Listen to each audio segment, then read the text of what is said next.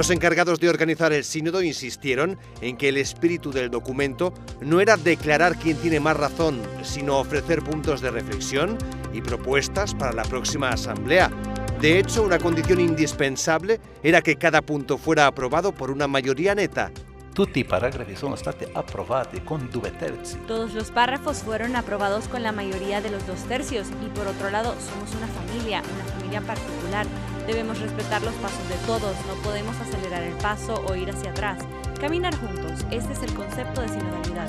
Aquí no se vence por gritar más. Bueno, muy buenas tardes, estimados amigos. Como siempre tenemos de vez en cuando unas controversias, unos análisis, unos diálogos. Y hoy creo que estamos en un momento muy importante para la vida de la Iglesia Universal, porque en estos días, bueno, este mes próximo, el mes de octubre, tenemos algo tan fundamental para la Iglesia, el sínodo de la sinodalidad, que había empezado el próximo año. En realidad empezó hace 4 años, pero el año pasado se dio una primera sesión que duró todo el mes, y al término de la sesión se había dicho que va a haber una prolongación por un tiempo más y que en este octubre del 2024 se volverían a encontrar los padres y madres sinodales. Así que va a ser una experiencia nueva y por eso tenemos la oportunidad de compartir en esta tarde la presencia de una amiga y también aquella persona que está parte de este equipo, de este grupo, Erika Aldunate, que ha sido elegida como participante, como laica participante de este sínodo de la sinodalidad. Muy buenas tardes, Erika. Un gusto saludarte y tenerte en este momento y compartir con nosotros esta experiencia también de iglesia. Un gusto conversar contigo. Buenas tardes. Buenas tardes, Padre Guillermo. Sí, estoy pues contenta de poder conversar contigo, con tu audiencia.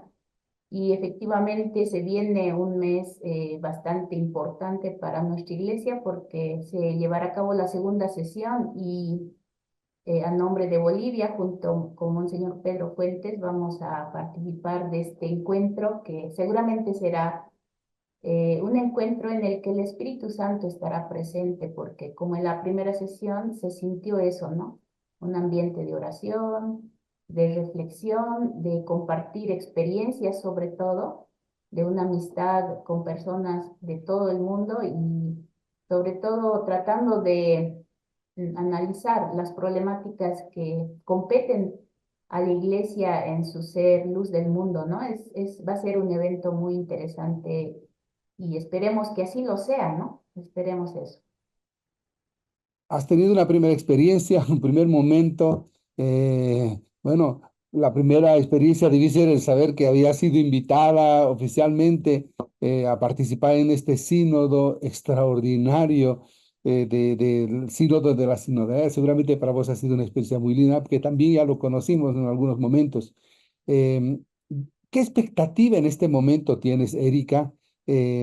Tú que has participado ya todo este proceso de inmersión, de conocimiento, de análisis, ¿con qué idea estás en este momento tú?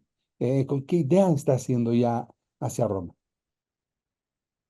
Bueno, en la primera sesión creo que lo que más rescato es que el Papa, a través de todos los que convocó a la sesión, a la primera sesión, en realidad al sínodo, quería enterarse de cómo está la iglesia en las diferentes partes del mundo, cómo es el trabajo no solamente de los obispos, de los sacerdotes, sino también de las y los laicos, de la vida consagrada, ¿no? Religiosas, religiosos, de tantas congregaciones, de tantas partes del mundo. Y una frase muy humilde y muy cierta del Papa y de los cardenales, los obispos, fue decir: nosotros somos personas limitadas, a pesar de que estamos guiando la iglesia, no podemos saber todo de lo que pasa en las diferentes realidades del mundo, qué problemáticas hay en los diferentes contextos. Entonces, algo que yo me di cuenta es que él quiere saber cómo anda la iglesia a través de nuestras experiencias como laicas, cómo creativamente, ¿no? Realizamos nuestro trabajo.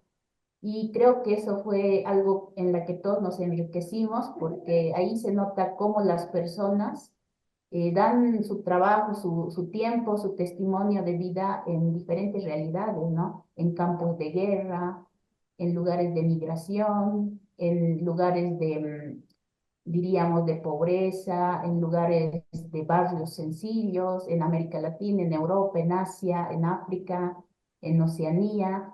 Y además compartir con hermanos de otras iglesias también, ¿no? De las iglesias orientales, de diferentes ritos.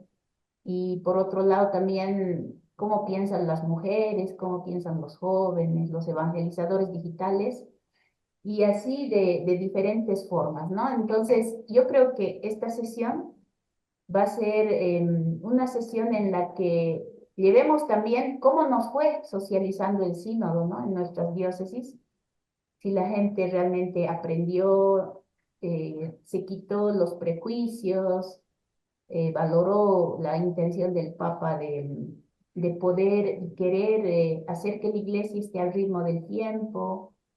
Entonces, vamos a llevar esa experiencia de cómo aceptó la gente este sínodo en los lugares, ¿no? Y bueno, mi experiencia es positiva, pero también saber que y decir allá que no ha sido fácil, ¿no? Porque dos personas, en el caso de Bolivia, no abastecemos para poder socializar a todos la experiencia del sínodo, ¿no? Y eso que hemos preparado personas, hay una comisión nacional en la conferencia episcopal que fue a Ecuador, que éramos 15, y que ellos son la comisión nacional, ¿no? Pero a pesar de eso no ha sido suficiente para socializar el sínodo. Y por último, lo que vamos a compartir ahora es el documento, el Instrumentum Laboris, ¿no? Es decir, es un documento muy bien hecho, ¿no? Con 4 partes y tenemos que haber leído para poder compartir en las mesas las diferentes partes del documento. Eso creo que es lo primero que vamos a hacer allá en el CIMA. ¿Y cómo ha sido en la primera sesión esta relación, ¿no? Porque tantos idiomas, los grupos, ¿qué experiencia tú tuviste, por ejemplo, en los primeros, en la primera sesión, en el grupo de trabajo? Porque ahora va a haber seguramente otro grupo de trabajo, o cómo estarán organizados. ¿Tu experiencia cómo fue en la primera sesión? Mira, yo he elegido dos idiomas, ¿no? Porque hablo italiano y español, y así me anoté. Entonces me tocaron 2 mesas de habla italiana y 3 mesas de habla española, ¿no? De habla castellana. Y a pesar de que uno puede decir, en la mesa de habla italiana te encuentras con italianos, no, ahí fue una pluralidad de personas, ¿no? Que eran de Siria, de las iglesias orientales, que se comunicaban a través del italiano porque sus lenguas no estaban contadas, ¿no? Entre las que se iban a usar. Entonces se comunicaron en la lengua italiana. Y eso fue una gran riqueza porque tuvimos gente de todo lado, como te digo, de fronteras de guerra, otros de las iglesias orientales con otro tipo de experiencias, también muchos canonistas o cardenales, diríamos, que viven en el Vaticano y que tienen una experiencia de conversión también gracias al Papa Francisco. Por ejemplo, en mi mesa estaba un cardenal alemán que era maestro de ceremonias de Monseñor Ratzinger, ¿no? Del Benedicto XVI, nuestro Papa emérito y ya fallecido. Y él decía que el Papa Francisco lo había nombrado el que se debería ocupar de los pobres en Roma, ¿no? Entonces él tenía una experiencia fuerte de conversión. Y también estuve con cardenales como Parolini, obispos alemanes que hablaban italiano porque el idioma alemán no estaba contado. Entonces, mucha riqueza, ¿no? Y en la lengua española lo mismo, o sea, no solamente gente de América Latina, sino también de España, de distintos lugares. Y mi experiencia fue buena porque, por un lado, uno aportaba una teología bastante aterrizada, ¿no? una teología del día a día, de una pastoral más, diríamos, desde mi punto de vista y mi experiencia, más laical, ¿no? Pero también ahí era como estar en una universidad, ¿no? Porque ellos manejaban muchos autores, muchos teólogos, muchas corrientes teológicas.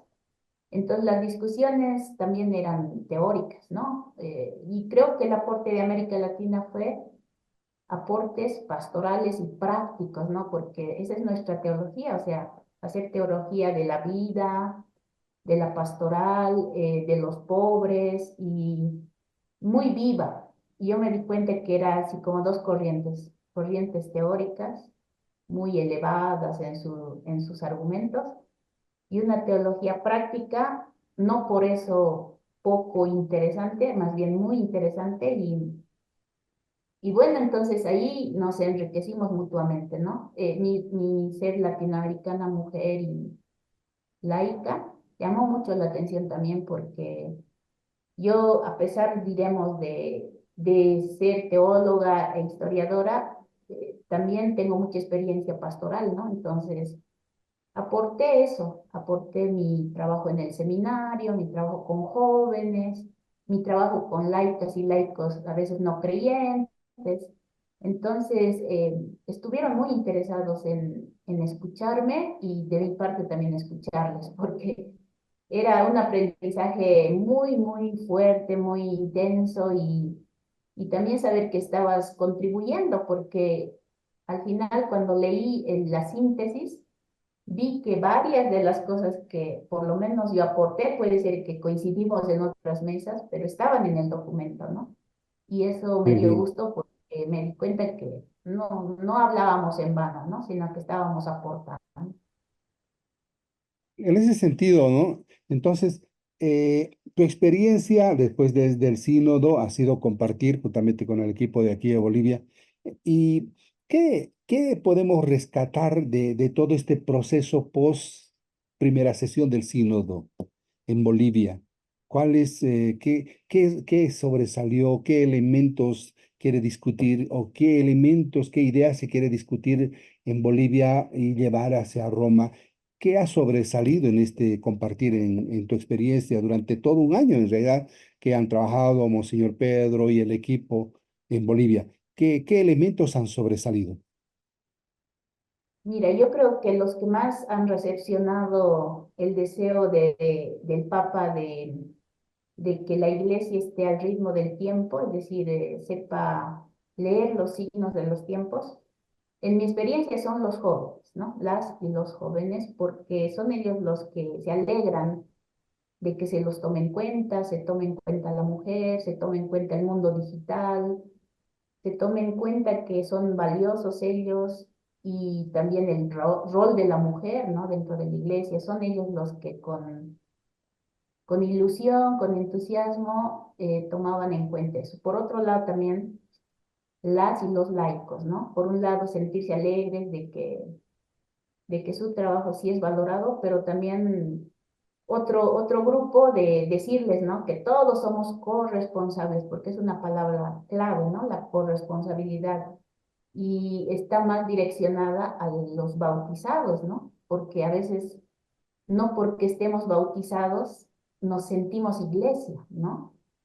Porque no nos hemos formado, porque nos hemos dejado estar pasivos, hemos creído o creemos que la iglesia son los obispos, los sacerdotes, y no nos sentimos iglesia. Entonces, creo que los jóvenes, los laicos, también el mundo de la vida consagrada, te diré, ¿no? Porque tengo una experiencia bonita que una comunidad religiosa me invitó a su capítulo general para que yo comparta con ellos el método de la conversación en el espíritu y además ayude en visualizar su futuro, ¿no? Como congregación.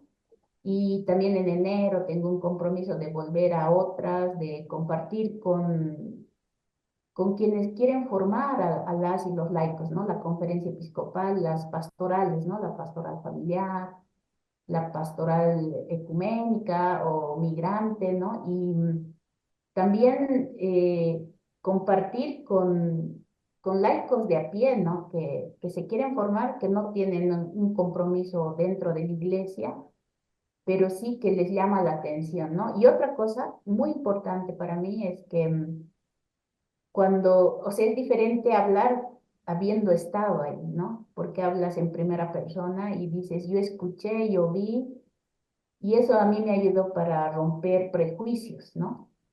Es decir, echar por tierra falsas ideas, tergiversaciones, ¿no? De lo que se decía que era el sínodo, pero que en realidad era una tergiversación, ¿no? Que el Papa quiere cambiar la tradición, que quiere hacer que las mujeres sean sacerdotes y que va a bendecir parejas del mismo sexo, o sea, toda una serie de ideas falsas, cuando en el sínodo no había nada de eso, ¿no? Porque en el sínodo, si bien se han tocado estos temas, el tema de la mujer, el tema de las personas con distintas orientaciones sexuales y temas así controversiales, no es porque al Papa se le ha ocurrido, sino porque la gente pide que la iglesia también toque esos temas y el Papa lo que hizo es escuchar a la gente y tocar esos temas, ¿no? Entonces, mi experiencia aquí es eso, o sea, como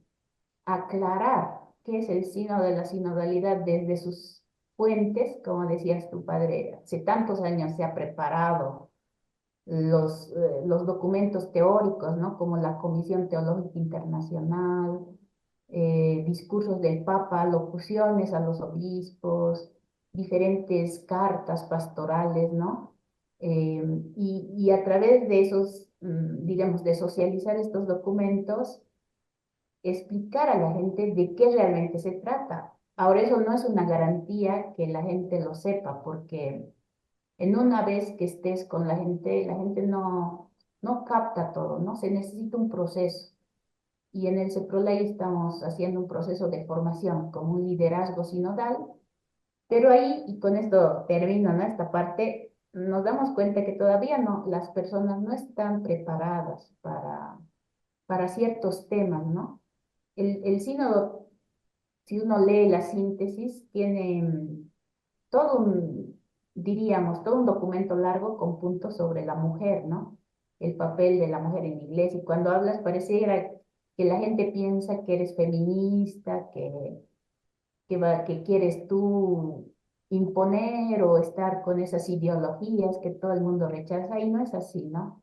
O sea, el sínodo ha tocado el tema de la mujer porque se lo pidió y además porque es necesario, ¿no? El Papa tiene mucha claridad en que la mujer puede dar mucho a la iglesia y que solamente hay que darle espacio y hay que darle, diríamos, un lugar importante, ¿no? Hay un reconocimiento claro de esto.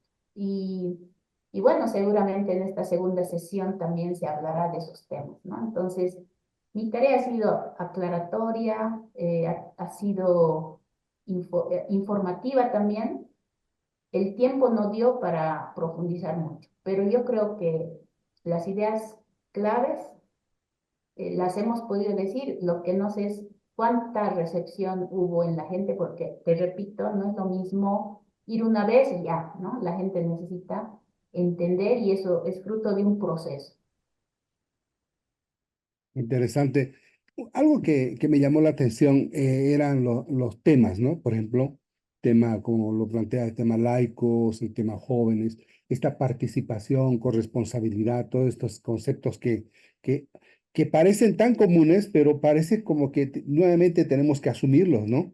Em, Daría la impresión que era como una especie de búsqueda de algo alternativo, pero llega el momento lo alternativo está ahí mismo, dentro de la misma iglesia.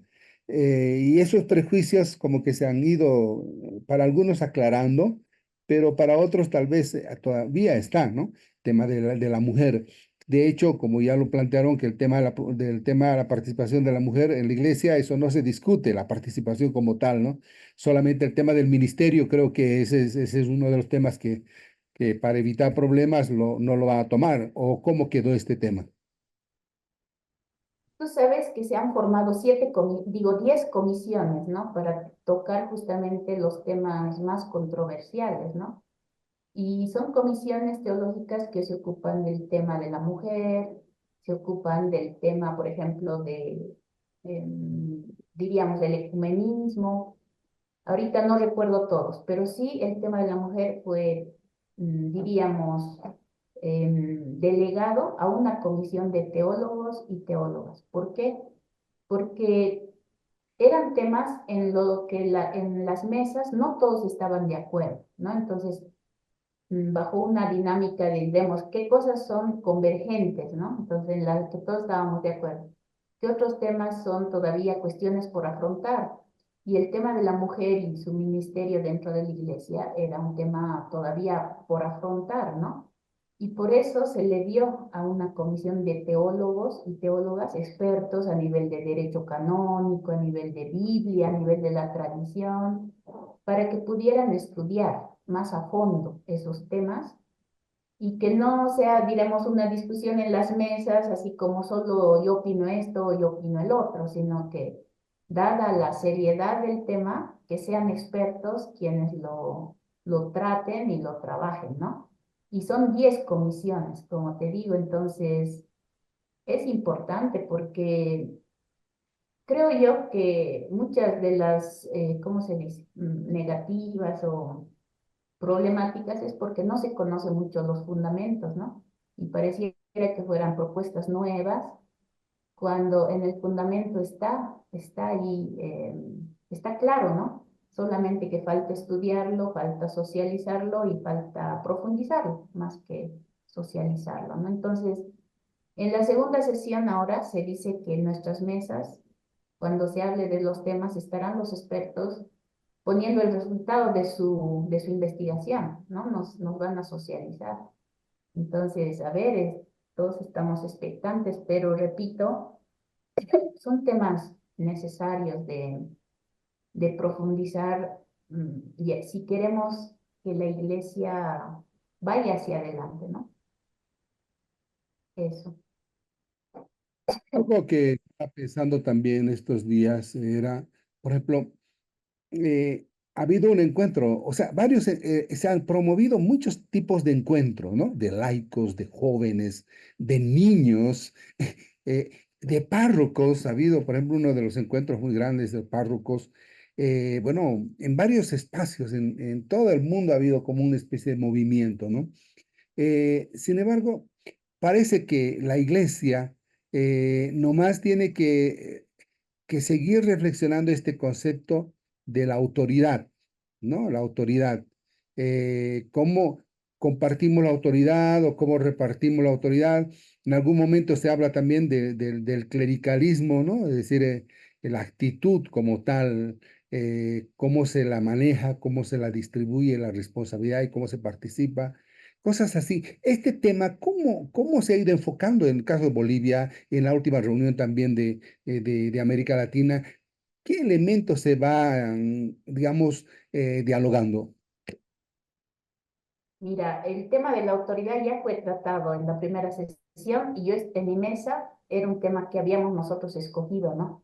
Justamente, ¿por qué yo lo escogí? Porque al decir que todos somos corresponsables y es la iglesia de todos, ¿dónde quedaba la autoridad, no? Entonces, en mi mesa, por lo menos hubieron varios aportes y uno de los que me gustó y también yo aporté con eso fue que la autoridad, en su etimología quiere decir quien te hace crecer, ¿no?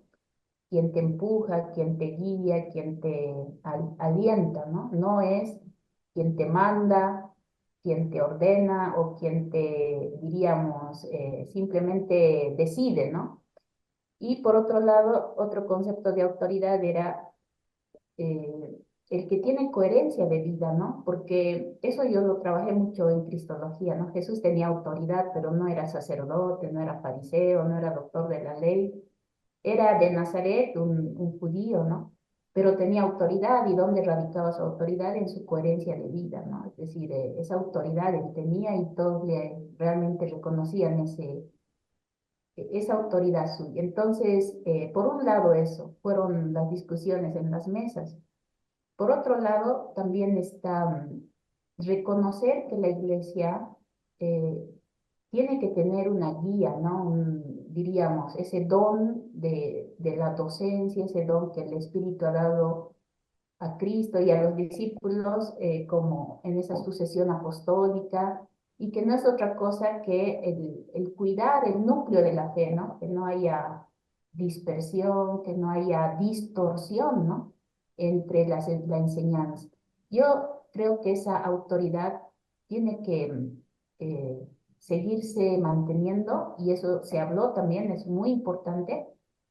Pero por otro lado y por último, creo que eso no significa entrar en el clericalismo, ¿no? También se discutió que a veces más clericales somos los laicos que los mismos obispos o sacerdotes, entendiendo que siempre tenemos ese esquema, ¿no? De si a mí me nombran director o soy catequista, nos ponemos por encima de los demás, ¿no? Como si nuestra tarea fuera superior. Y eso creo que no. Hay que entender, y eso se discutió en las mesas, que la autoridad es servicio, ¿no? Y el Papa habla del triángulo invertido. Antes se hablaba el Papa, los cardenales, los obispos, sacerdotes religiosas, laicos, ¿no? El pueblo de Dios debajo. El que dice, el docente y el discente, ¿no? En cambio, el Papa, si uno lee los documentos de síntesis, habla de el triángulo invertido, todos, algunos, uno, ¿no? Y este uno, el vicario de Cristo, el Papa, es el que sirve, ¿no? Ayudado con algunos a todo el pueblo de Dios, o sea, está al servicio del pueblo de Dios. Y esto en 2 o 3 lugares está en el documento de síntesis. ¿Por qué? Porque justamente fruto del clericalismo es haber entendido que a veces la jerarquía no es una jerarquía de servicio, sino de poder, ¿no? Y creo que una tarea del sínodo y una muestra real es que son carismas de la iglesia y que todos tienen su valor, ¿no? Todos tienen un gran valor. Y la autoridad hay que entenderla como esa guía, como ese servicio, como esa, diríamos, ese carisma que a veces está delante, ¿no? Un obispo, un cardenal está delante, a veces está al medio, adelante para guiar, al medio para acompañar y atrás para empujar, ¿no? Entonces, son temas muy importantes. Por eso también se habló de, si tú profundizas en la segunda parte de la síntesis, todos discípulos, todos misioneros, los últimos puntos de eso es, eh, diremos, los obispos y el obispo de Roma, ¿no? Y ahí se habla mucho, cuando se habla de los diáconos y presbíteros, obispos, de la necesidad de reformar la enseñanza en los seminarios, ¿no? Porque a veces es ahí donde se comete el error de formar a los sacerdotes, así como, ahora tú mandas y tienes que ir a mandar, ¿no? Y te tienen que obedecer.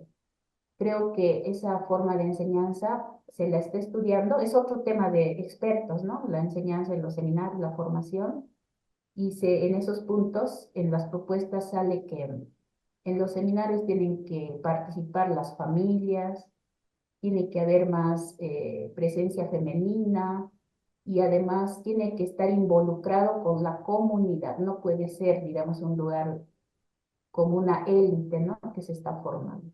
Entonces, creo que el tema de autoridad es un tema muy importante, porque ahí se generan muchas distorsiones nuevamente, ¿no? El clericalismo, el autoritarismo y demás. Entonces, son temas muy interesantes que seguramente ese grupo de expertos nos lo compartirán también, ¿no?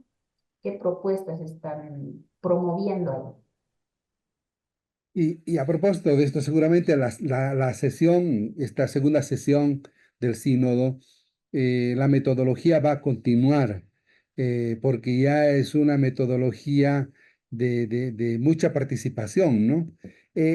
Cuéntame la experiencia que tú has tenido y también con el equipo, si esta metodología puede o ha sido aceptada o ha tenido dificultades, porque escuchar al espíritu, discernir, a veces con personas que conocen mucho de iglesia y otras pequeñas, sencillas, es decir, la metodología, cómo se adecua, porque también nuestra iglesia tiene una imagen, ¿no? De madre y maestra, ¿no? Que sabe todo y te encuentras con unos teólogos y unos obispos y ya piensan que saben todo también, ¿no? Y también tenemos en una iglesia como dogmas y esto, como todo está definido.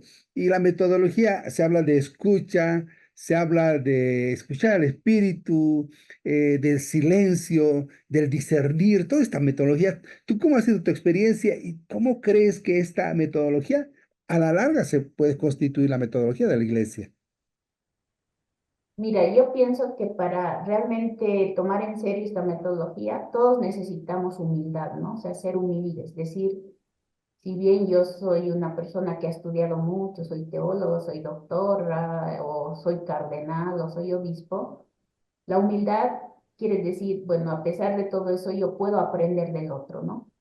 Y esto yo he visto en el SINA. O sea, cuando yo hablaba en mi mesa con rectores de seminario, cardenales, grandes teólogos, a mí me escuchaban y al final me decían, qué interesante, Erika, me alegra que usted enseñe en un seminario, por ejemplo, ¿no? Eso solo te lo dice una persona que ha captado en ti, diríamos, ha aprendido algo de ti, ¿no? Y entonces creo que es un método, por un lado eso, ¿no? O sea, se necesita humildad.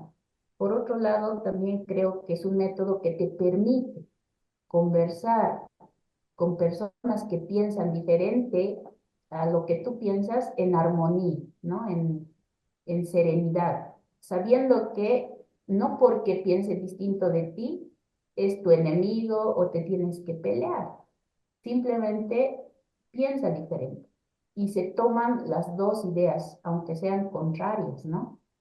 Eso no significa ruptura, no significa conflicto, sino significa que somos personas diferentes, que pensamos distinto y que qué bien que pensemos distinto, ¿no? Porque la iglesia no es uniformidad, ¿no? La unidad no es uniformidad, somos uno en la diferencia, como es la Trinidad, ¿no?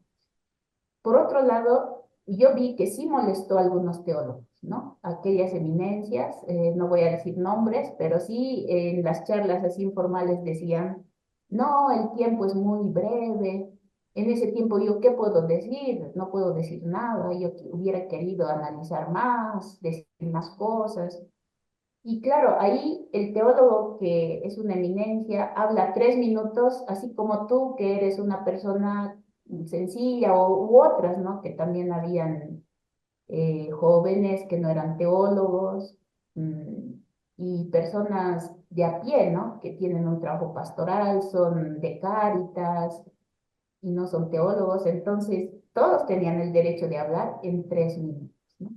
Entonces, yo creo que es un método, además que está inmerso en medio de la oración, ¿no? Esto se lo dice desde el inicio hasta el final.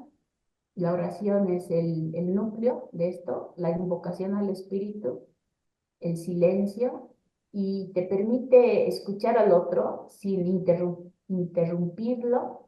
Das tu opinión a favor o en contra en la segunda ronda y en la tercera propones, ¿no? Porque una cosa a veces estamos acostumbrados a criticar, ¿no? A decir solo lo que está mal del otro, pero no proponemos. El método te invita a escuchar, a opinar y a proponer, ¿no? Entonces, en un clima de oración y respeto. Y creo que es un método que nosotros además lo hemos aplicado y da resultado. O sea, parece mágico, ¿no? Porque tal vez hay personas que no hablan, tienen que hablar. Hay personas que hablan mucho, se tienen que callar. Y hay personas que a veces son impulsivas, ¿no? Son emotivas y gritan. Y en cambio, en el método tienen que moderarse porque se les pide moderarse, ¿no? Entonces, es un método que yo he valorado mucho en el sínodo, pero también he valorado en nuestras experiencias usando el método, ¿no? Entonces, es muy, muy interesante, porque ahí te das cuenta que no solo los estudiosos saben pensar o saben decir algo de la iglesia, también la gente de a pie, porque su conocimiento es experiencial. El conocimiento puedes adquirirlo a través de libros, o puedes adquirirlo a través de experiencia real, ¿no? Y ambos aportan al aprendizaje, entonces, muy linda experiencia. Yo pienso que el método es un método propicio, es un método real y que va a dar resultado. O sea, hay que aplicarlo cada vez más, ¿no? Qué bien. Para terminar, Erika, la agenda, ¿cuándo empieza esta sesión? ¿Dónde se va a realizar? Y cuándo es la clausura? Mira, iniciamos el 30 de septiembre con un retiro hasta el 3 de octubre, ¿no? 4 días. Y luego el 4 de octubre, como el año pasado también, el día de San Francisco, inicia todo con una Eucaristía solemne allá en la Plaza de San Pedro. Y bueno, comienzan los trabajos de las mesas. Normalmente vamos a cambiar 5 mesas, ¿no? Vamos a estar en la mesa primera que nos asignen al inicio y al final, ¿no? Con una introducción y una conclusión con la misma mesa, y luego vamos a cambiar 3 meses. Todo eso en el transcurso de las 4 semanas, si no me equivoco, de octubre. Todo termina el 27 de octubre también, nuevamente con otra Eucaristía solemne de clausura. Y antes de eso, en las mesas se leen los resultados, la síntesis de la segunda sesión, se lo lee ahí, estando nosotros, y luego de un día o dos sale a luz pública, ¿no? Entonces, esa es la metodología de 4 días de retiro y todo el mes de octubre, desde el 4 hasta el 27, el trabajo en las mesas, ¿no? Vamos a cambiar 5 mesas. Al inicio y al final la misma y luego 3 mesas distintas, con las 4 temáticas del Instrumentum Laboris, que son, por ejemplo, se llama fundamentos, relaciones, itinerario y lugares. Tiene estas 4 partes. Eso en cada mesa vamos a trabajar, ¿no? Y vamos a, eso, usar el método, y de ahí van a salir de cada mesa documentos que se aglutinan en la comisión de síntesis, y al final ellos le dan el perfil único, ¿no? Que sale como síntesis final. Así va a ser la metodología, así va a ser el itinerario. Muy bien. Erika, yo te agradezco mucho por tu paciencia, tu tranquilidad y explicarnos lo que has vivido.